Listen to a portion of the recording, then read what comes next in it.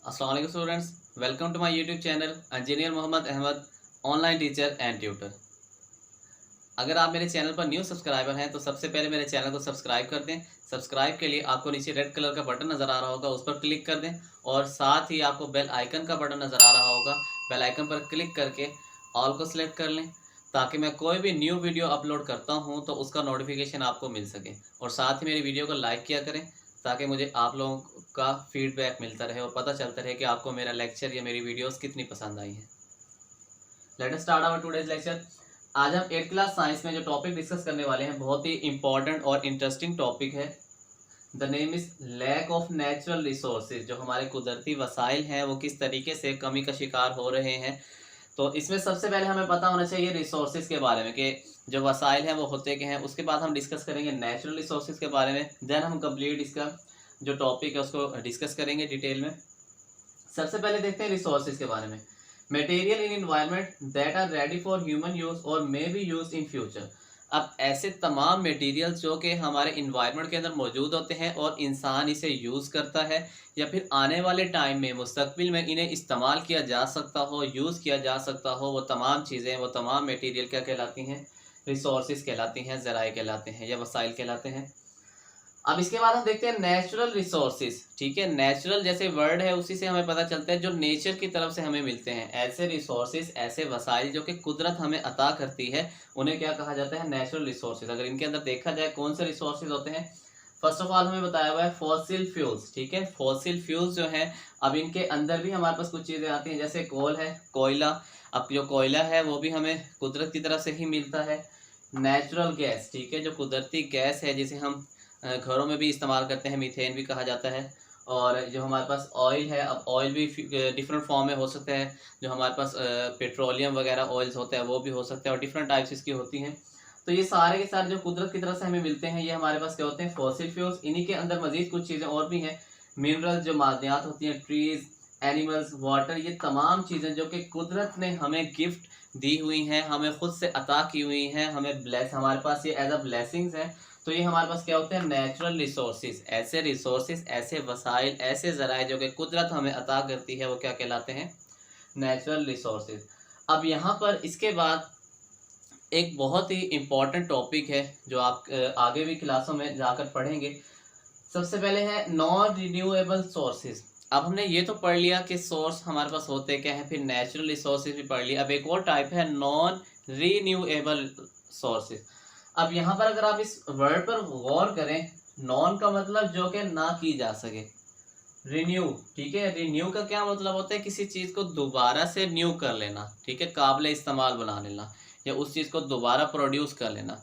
तो हमारे पास non renewable ऐसे ज़राए होंगे जो कि दोबारा क्रिएट या पैदा ना किए जा सकते हों।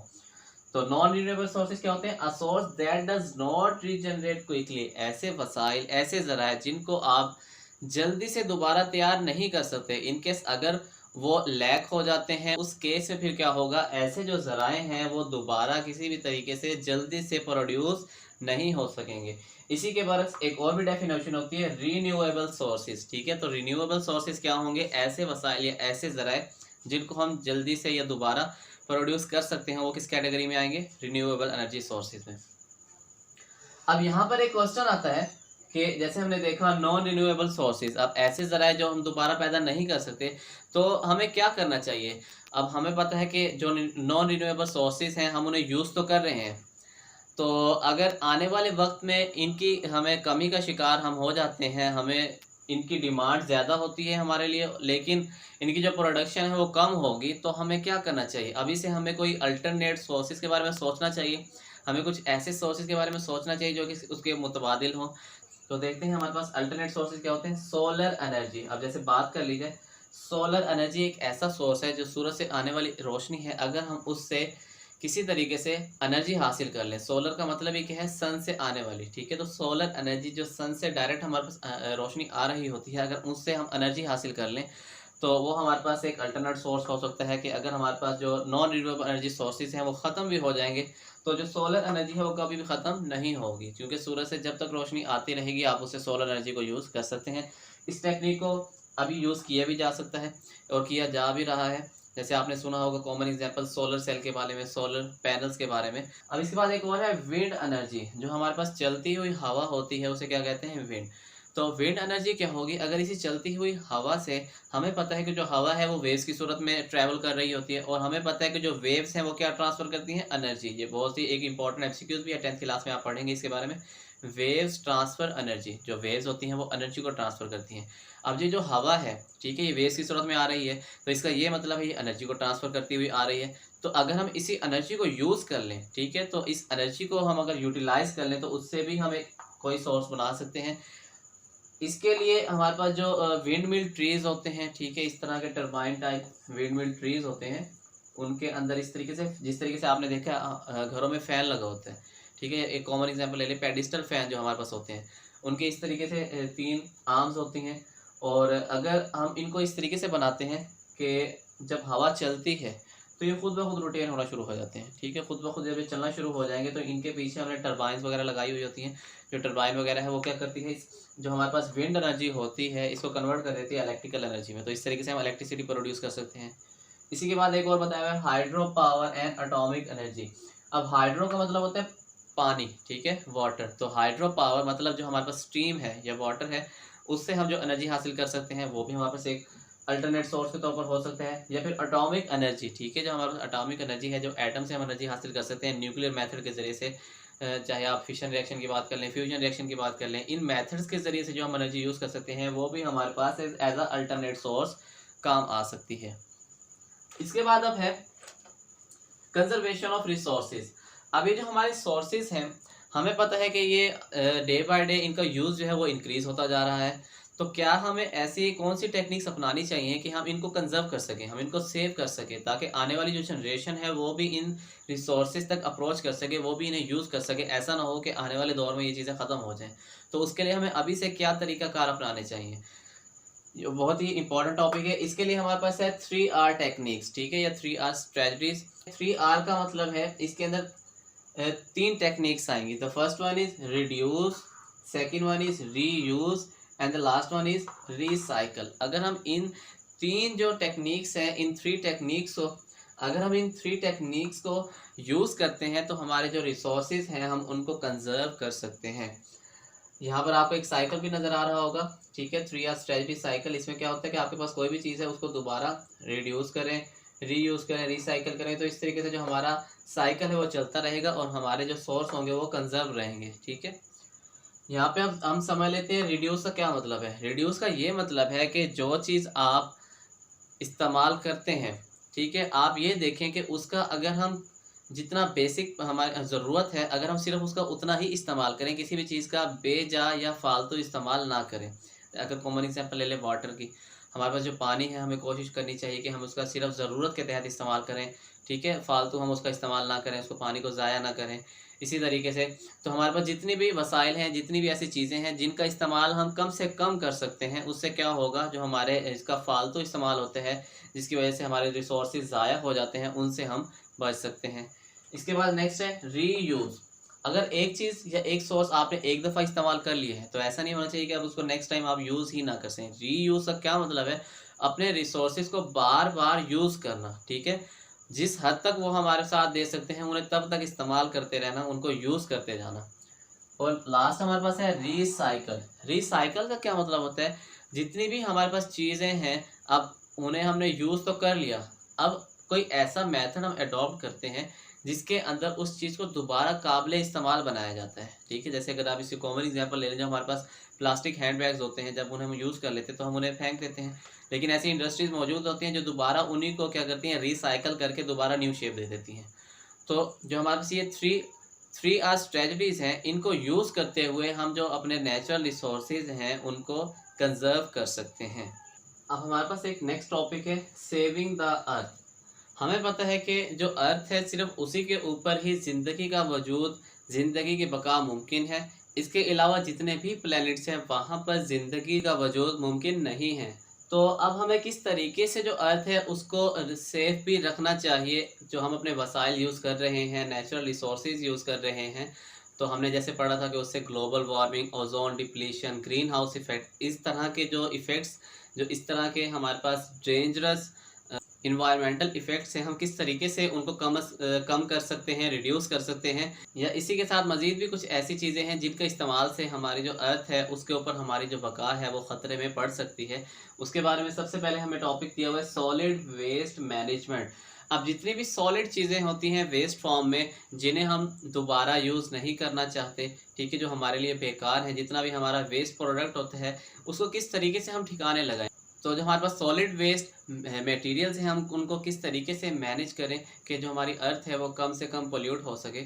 उसके लिए हमें सबसे पहले कुछ मेथड बताए हुए हैं यहाँ पर। The first one is landfill, ठीक है, जो आपके पास सॉलिड वेस्ट मटेरियल्स हैं उनको अगर हम ज़मीन के अंदर ही दफन कर देते हैं तो उससे क्या होगा, उससे जो हमारी जो सॉलिड वेस्ट होगा, एक तो हम इससे छुटकारा भी पा लेंगे, प्लस हमारा क्या होगा, जो हमारी इससे रेडिएशंस निकलनी होती हैं या जो भी इससे नुकसान होना होता है उससे हम महफूज हो जाते हैं। इस मेथड के ज़रिए से, लैंडफिल के ज़रिए से, हम सबसे पहले तो जो हमारे पास स्पेसिफिक लोकेशन होती है, जो हमारे पास स्पेसिफिक अर्थ का एक पार्ट है उसे लोकेट करते हैं। फिर उसके अंदर हम एक डेप्थ के बारे में बात करते हैं कि इतनी गहराई के अंदर अगर हम इस चीज़ को दफन कर देंगे तो इससे निकलने वाली जो ख़तरनाक रेडिएशंस हैं उससे हम महफूज रह सकते हैं। इसी के बाद एक और टेक्निक है इंसाइनरेशन। अब इसके अंदर क्या कहते हैं, waste are burn at high temperature. अगर हमारे पास जो वेस्ट मटेरियल है अगर हम उसको बहुत ज़्यादा हाई टेम्परेचर पर जला देते हैं तो उससे भी क्या होगा, वो सारा का सारा जो भी हमारे पास मटेरियल होगा वो ख़त्म हो जाएगा। लेकिन इसका भी एक हमें ख़तरा है कि जितना ज़्यादा हम जो हमारे पास कचरा होगा या वेस्ट होगा उसको हम जलाएंगे तो उससे क्या होगा, एयर पोल्यूशन उससे क्रिएट हो सकती है। अब हमारे पास एक और है रिसाइकल। रिसाइकल के बारे में जैसे हम 3R टेक्निक के अंदर पढ़ भी चुके हैं। ये क्या होता है, convert waste product into new usable products. जो हमारे पास वेस्ट प्रोडक्ट्स होती हैं जिनको हम इस्तेमाल नहीं करते उनको इस तरीके से कन्वर्ट करना कि वो न्यू प्रोडक्ट्स में कन्वर्ट हो जाएं और दोबारा हम उनको यूज़ भी कर सकते हों। अब इसके अंदर जैसे एग्जांपल दिए, प्लास्टिक बॉटल्स जो होती हैं हम उनको दोबारा रिसाइकल कर सकते हैं। पॉलीथीन बैग्स जो होते हैं उन्हें दोबारा रिसाइकल किया जा सकता है। गिलास पीसीस होते हैं, जो शीशे के टुकड़े होते हैं, उनको भी हम दोबारा रिसाइकल कर सकते हैं। Aluminium, steel and copper wires, etc, जितनी भी हमारे पास वायर्स होती हैं मेटल की बनी हुई, उन्हें भी हम दोबारा रिसाइकल करके रीयूजेबल बना सकते हैं। अब इसके बाद नेक्स्ट एक टॉपिक है इन्वायरमेंटल कैंपेन।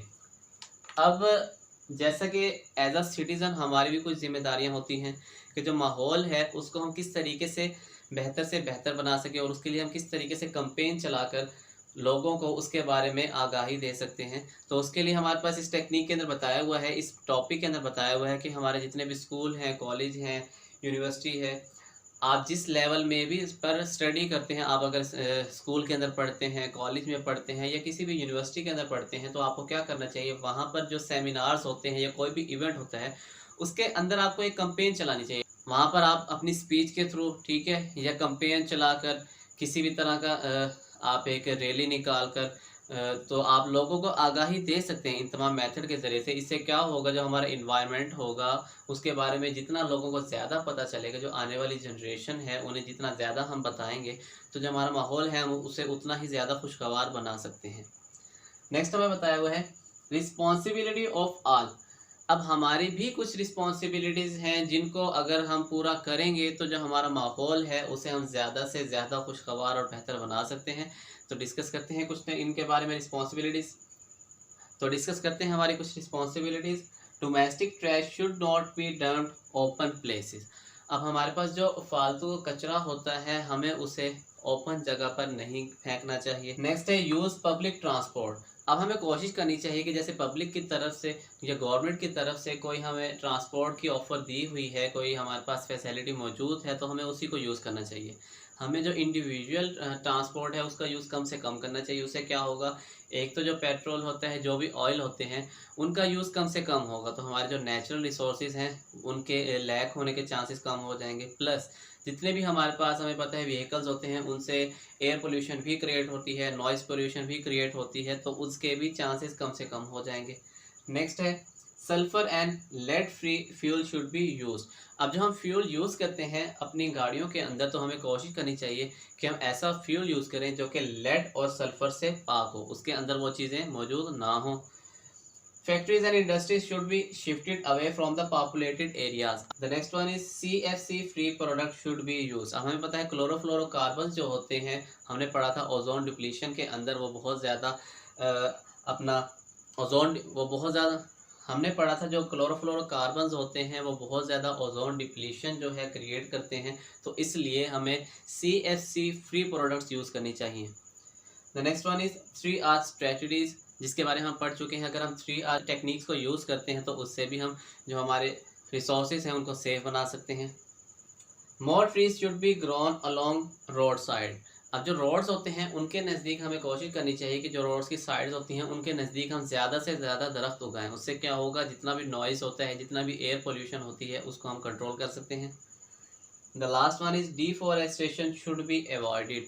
जैसे हमने बात की थी, डिफॉरेस्टेशन जो है उससे काफ़ी नुकसानात होते हैं। तो अगर हम डिफॉरेस्टेशन जो है वो कम से कम करेंगे तो उससे भी क्या होगा, हमारा जो माहौल है वो ज़्यादा से ज़्यादा खुशगवार रहेगा और जितने भी इन्वायरमेंटल चेंजेस हैं वो कम से कम होंगी। तो स्टूडेंट्स, ये था हमारा आज का लेक्चर। आई एम श्योर कि आप तमाम स्टूडेंट्स को हमारा आज का लेक्चर भी समझ आया होगा। अगर कोई भी चीज़ आपको समझ नहीं आई तो आप लोग कमेंट सेक्शन में मुझसे पूछ सकते हैं। Don't forget to subscribe my channel, और साथ ही मेरे चैनल जो है उसे लाइक लाजमी किया करें। See you in next lecture, take care, अल्लाह हाफ़िज़।